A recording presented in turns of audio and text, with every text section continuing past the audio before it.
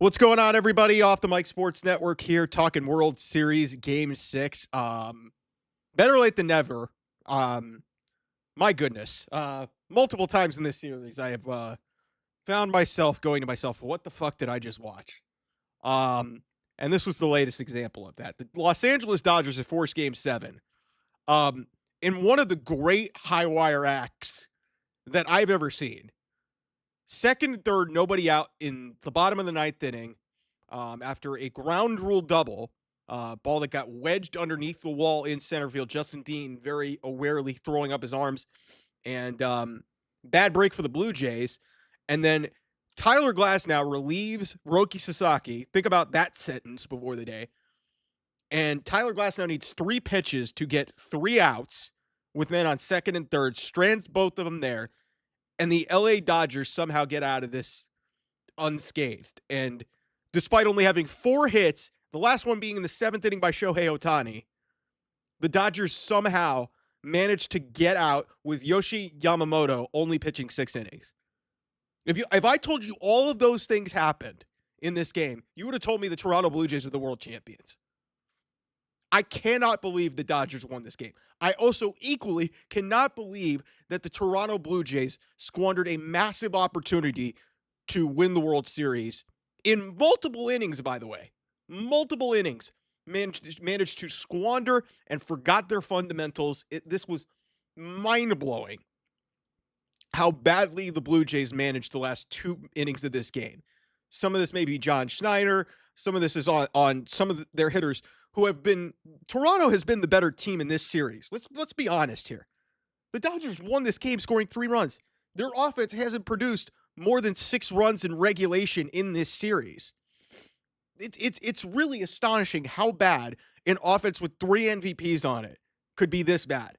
And yet somehow we're going to Game 7. I have no earthly idea how this is going to look. Game 7s are a fucking crapshoot. But this was just an unbelievable ending. And this series deserves 7 games. Even though I think Toronto has played like the better team, there's been so many things that have happened in this series that I'm just like, man, what a freaking series. Vlad Guerrero Jr. has been awesome. Shohei Ohtani has amazing performances. We had the 18-inning game. And then this, of course we were going to get a Game 7. It had to be this way. So it was almost fate. So as I talk about here on the channel, one of my mentors in this business, in the media business, Ben Maller, always told his audience, he told me as a producer, that the best story is in the losing locker room. All due respect to the Dodgers. Let's call it what it is. The Dodgers escaped here. They absolutely escaped. And we'll talk about the game-ending double play, them, all the stuff that happened on their side. But let's talk about the Toronto Blue Jays and the opportunity that they squandered in both the 8th and 9th innings. So in the 8th inning, Dodgers lead 3-1. Andy Pages quietly, moved into right field in nobody noticed that because nobody hit the ball to Andy Pages. So here's what happened. In the 8th inning, Roki Sasaki comes into the game. He was not good, but Roki Sasaki gives up a fringe single, a bailout single, a defensive swing by George Springer. Nathan Lucas flies out. Vlad Guerrero walks, which was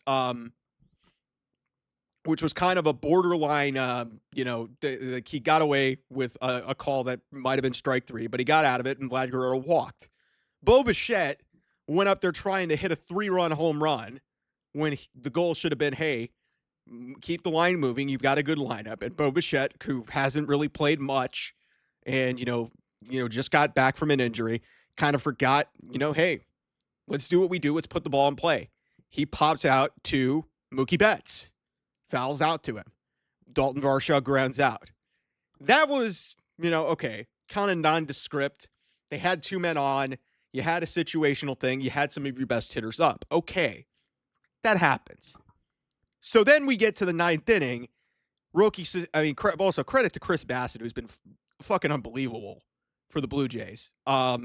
He goes 1, 2, 3 in the 9th inning. Justin Dean gets in. Roki Sasaki gets to 0-2 on Alejandro Kirk and hits him.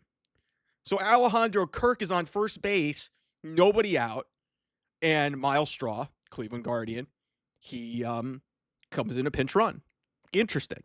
If we would have been in a tie game, that would have been an interesting discussion to get to. That Alejandro Kirk's out of the game. I totally get why John Schneider did it, because you're trying to get, at least a run in, and who knows what you could get. You're playing for your life. You don't want to go see Game 7.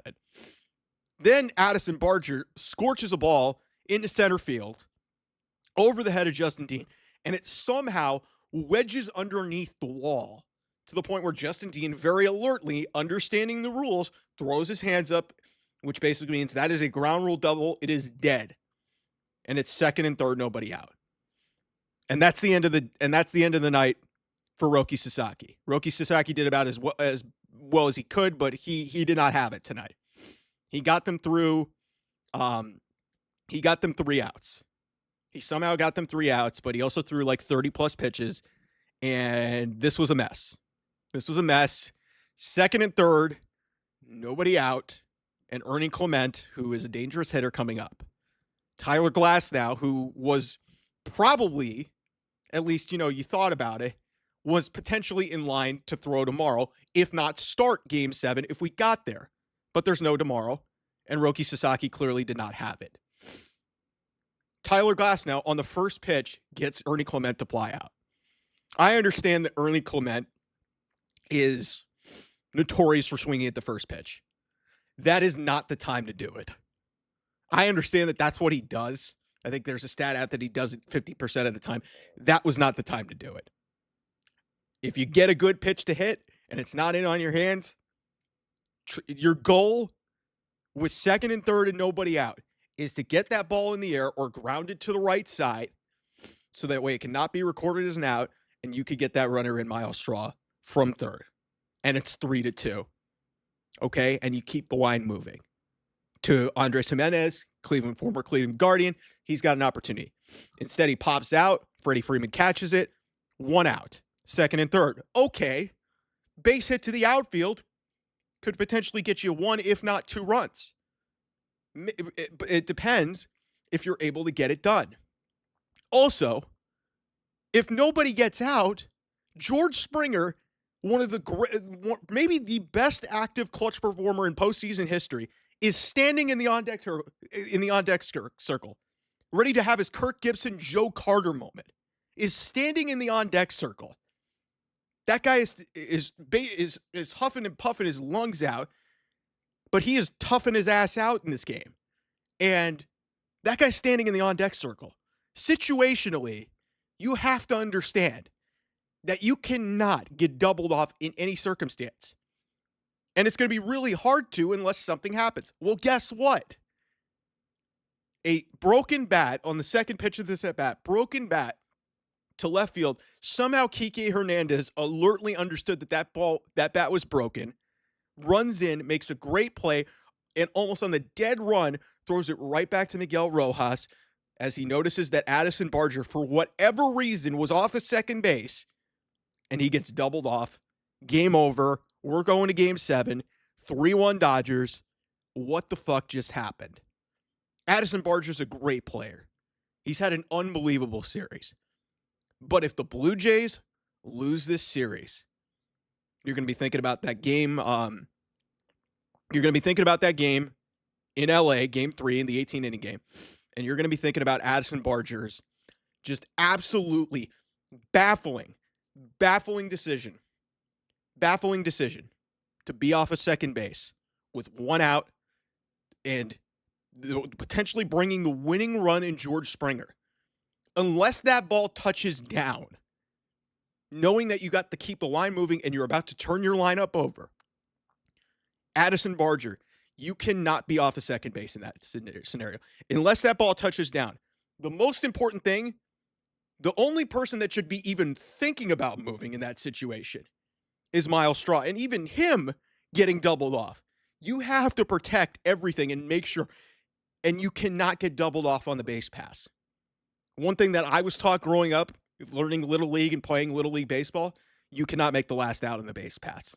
I saw this happen years ago in the World Series. I think it was Colton Wong against the Red Sox where he got, picked off by a pitcher to end the game.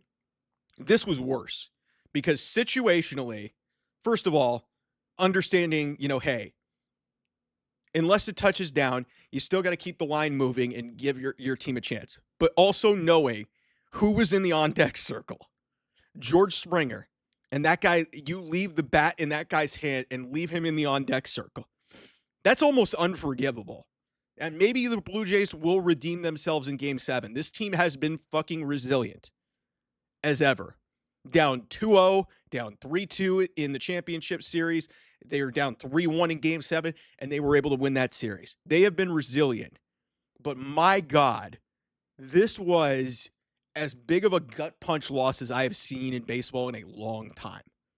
And they may rectify that. But like I said, if the Toronto Blue Jays do not win this series, you are going to be thinking about that sequence at the end of the game where the Blue Jays had second and third, nobody out, and got 0 runs in.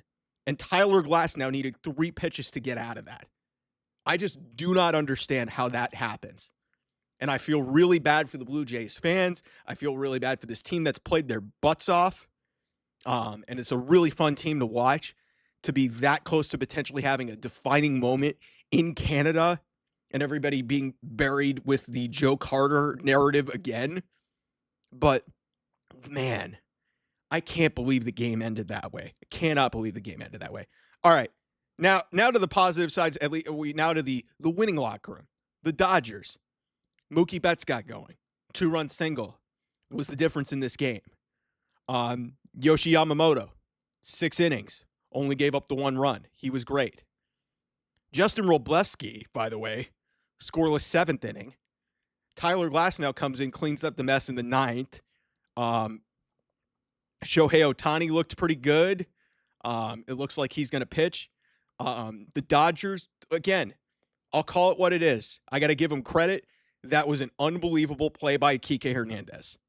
He's not been swinging a good bat lately. He had the home run, I think it was in Game 4, Game 5. But he hasn't been swinging a great bat. But that was an unbelievable defensive play. That really was. That was a special play on the dead run to make that play. Throw it to Rojas. By the way, great pick by Rojas. That was a tough throw. But, you had to react and do what you could, noticing that Barger was off of second base. And you made the play. Now, the Dodgers aren't going to win the World Championship again like this. Yoshi Yamamoto was fucking spectacular again. And he only gave him 6 innings. And somehow the Dodgers were able to piece this thing together at the back half of this game and were able to get out of this and find a way to win. But, man, what a high wire act. The Blue Jays kind of gave them a bunch of gifts. The Dodgers, in my mind, the Dodgers were begging, and I mean begging, we're begging the Toronto Blue Jays to win this game and win this series. Dodgers only had 4 hits in this game. They didn't have a hit after the 7th inning. That's it. The 3 runs they scored were in 1 inning. That's all they did. I also feel really bad for Kevin Gausman. The guy's got 3 losses. This guy's been pitching fucking spectacular in this playoff. He's just had no run support whatsoever. And then the Blue Jays in back-to-back innings had men on base and no situational awareness. The Bo Bichette at bat won't get nearly talked about as much as what happened in the 9th inning with Ernie Clement, and then, obviously the Jimenez, and then the double off with Barger at second base. So credit to the Dodgers, but this, to me, in my mind, the Toronto Blue Jays squandered a massive opportunity. And if they don't win Game 7 on Saturday night, they're going to be thinking about two things. Or they're going to be thinking about a couple of things going into the offseason. Why the fuck did we not win that Game 3? Because if they would have won that Game 3, this would have been over in 5. And how the fuck did we squander back-to-back late-inning opportunities against the Dodger bullpen with men on base, specifically in the 9th inning? How did we do that? Now, they're resilient. Like I said, they've got an opportunity to rectify this situation. That's the beauty of baseball. But there is no tomorrow now. And they have put themselves in a situation where it is do or die. And now you've got Ohtani potentially staring you in the face. We'll see if Yamamoto maybe pulls a Randy Johnson and potentially is back for somehow. I don't think there's any way realistically that may happen. Glasnow only threw 3 pitches. Maybe Blake Snell is available, even on short rest. Like, it's a fucking crapshoot. The Blue Jays had an opportunity to end this series. In my eyes, they squandered it. The Dodgers were begging them. 4 hits in this game. Only got 3 runs. Did not score after that inning that they had all those runs early on. Like I said, they had the 3 runs in the 3rd inning. All the runs in this game were scored in the 3rd inning. There was nothing scored later. Dodgers had some traffic, but the Blue Jays specifically had opportunities to win this game. And like I said, as one of my he's ironically a Dodger fan. One of my mentors, Ben Mallard, told me the best stories in the losing locker room, and that's where this story lies. The Blue Jays totally squandered this. I'm not going to say choke, but it's close. We'll see what happens in Game 7, but my God, what an ending. What a series. We'll see how this goes on Saturday night. I'll see you guys soon. Thanks for watching. Bye-bye.